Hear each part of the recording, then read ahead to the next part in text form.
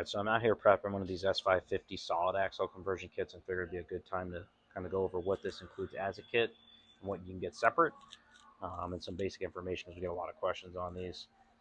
Usually in kit form, it'll come with the cross member, come with the housing obviously, rear upper and lower control arms.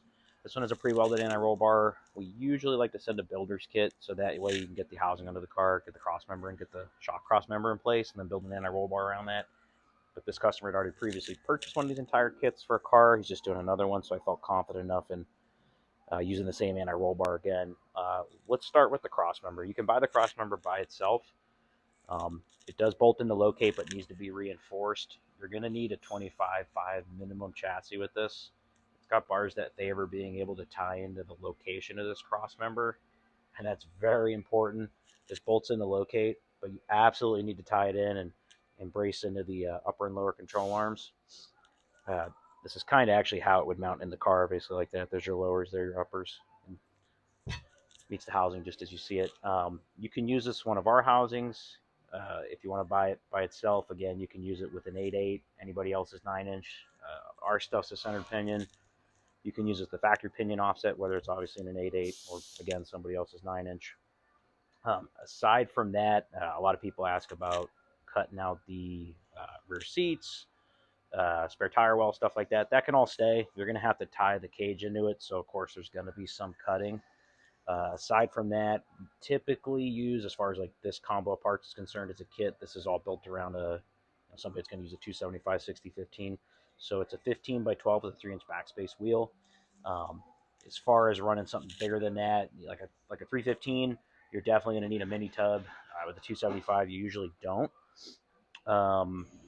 Other things to keep in mind: super low ride heights will require a frame notch. That's just kind of the way it is, and that's usually how most people end up doing it. They want these things to sit real low. All right, taking a look at the cross member again. If you buy the cross member by itself, it comes just as you see it. Doublers for the upper and lower. You got some gussets there too. You can see it includes hardware. It'll include the inserts for the uppers and lowers that you see here. They're stainless, high misalignment for a 3/4 rod end. Aside from that, if you have like an 8.8, you can use a normal double adjustable rear upper. Obviously, dual rod end, rear lower.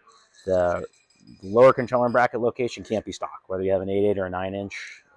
These are moved in some, so you got to relocate the lower control arm brackets in some as well.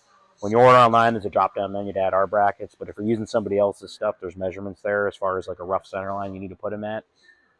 Aside from that, we'll take a quick look at our housing.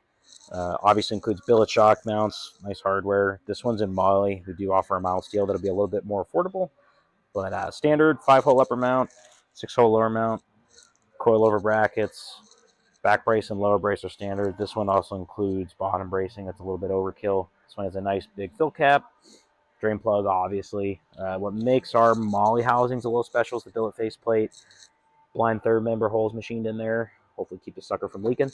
And then what you can't really see is some caps that get machined. They get bolted in and then welded in after for a little bit of additional strength. But yeah, other than that, everything's pretty straightforward. Doublers on the upper, obviously. Doublers on the lower. Pretty stout piece. Guys have gone 1060 foots with this combination of parts, whether it's somebody else's housing or ours. Bottom, 4-second passes are no issue. So if you have any questions, feel like we missed anything, just give us a shout. Thank you. See you in the next one.